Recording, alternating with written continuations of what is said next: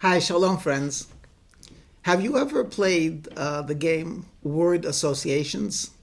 For some, it's not actually a game, it's actually quite indicative of their personality. But for example, if I said the word delicious, if you answered food, you probably are a gourmet. If you answered children, you're probably a very proud parent and you're in love with your kids. If I told you bread and you said butter, I would understand. If I say bread and you answer loot, I wonder what kind of profession you're in. When I say the word tourist, what comes to mind? Of course, if you're a business owner, something might come to mind. If you're a inhabitant of the city, you might resent the fact that so much space is being used. But for me, I hear tourist, and my association is photographer or camera, because after all, tourists are always taking pictures. Which got me thinking, what do tourists take pictures of? And I realized they take pictures of the very ordinary.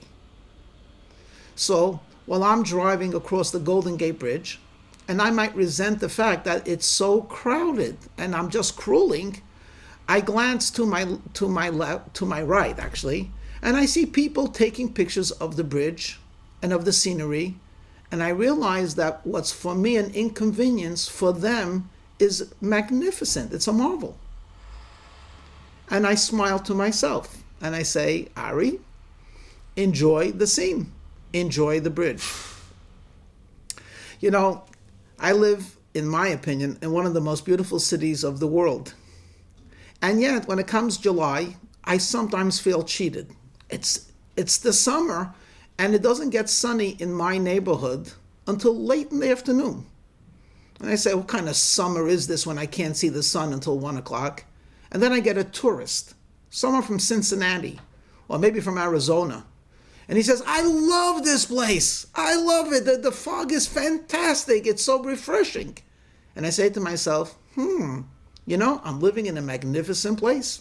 People from all over the world come and appreciate the weather over here. So if I were to travel to New York City, and right now I understand it's snowing or it has snowed, for the poor New Yorkers, the vast majority of them are really inconvenienced by this. But if I was to be coming from Honolulu, I would take pictures and I would walk in Central Park and I would enjoy falling into the snow. And I would just simply marvel at the magnificence of white. So, okay, hopefully I made my point.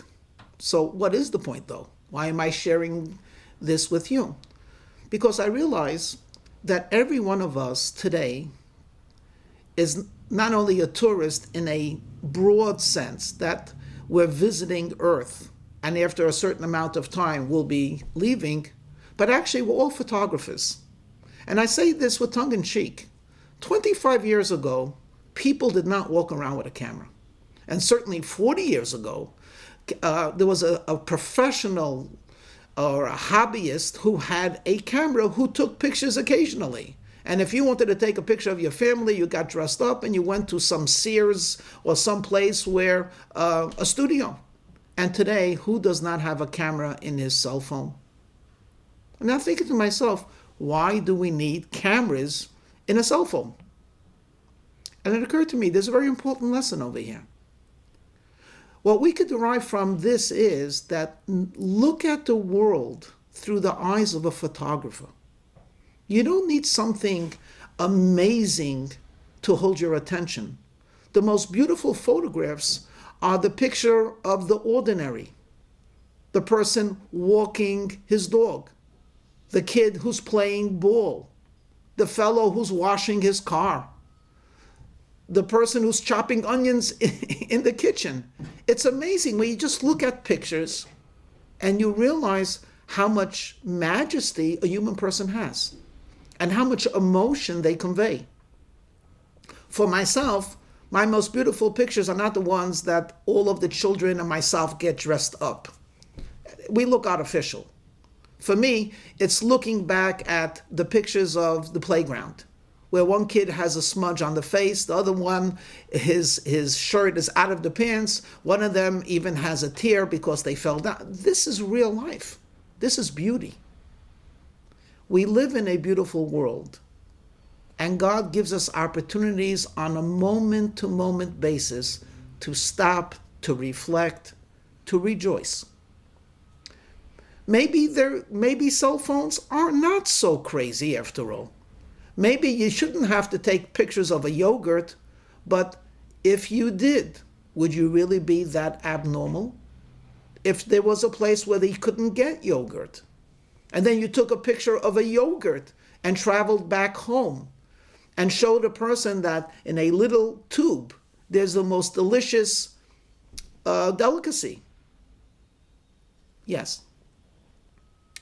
You know what puts this all together? A short story.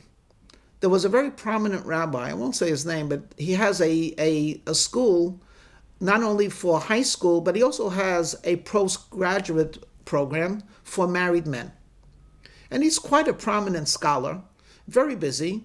And one day he meets one of the young men that's studying in his school, and he said, Mazel tov, I heard you had a baby, what was it, a baby girl, but I apologize, I didn't go to the Kiddush, which is like a celebratory type of a meal.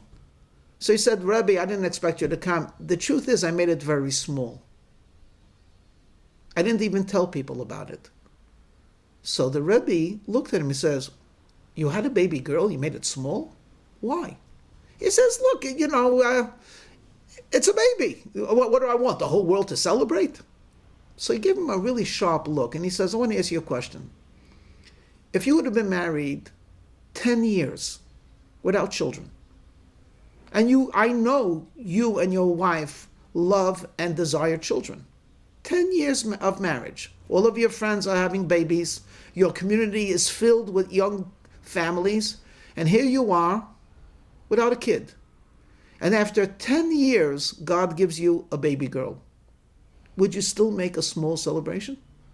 Or would you be shouting from the roof, I have a baby, I have a baby, I'm a father, we're a mother, we're a family, terrific.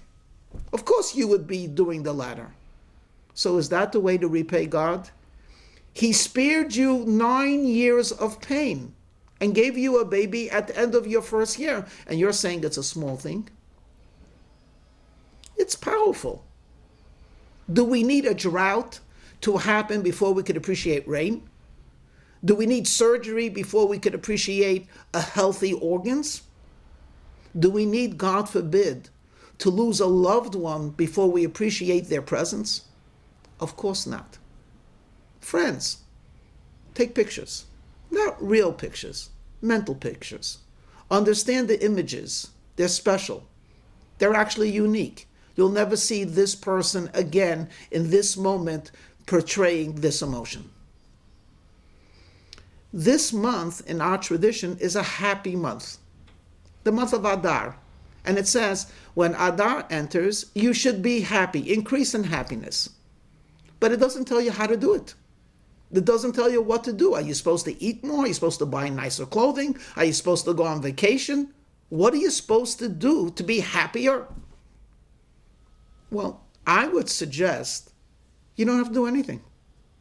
What you have to do is begin to appreciate what you have. This is a special month where the ordinary can be seen as extraordinary. This is a special month that what you take for granted should be seen as a gift. This particular month is a month of true mazel, luck, of happiness, of seeing beyond the superficial. So, are you happy? Take a picture. Enjoy it. And may God grant us all good health and much happiness.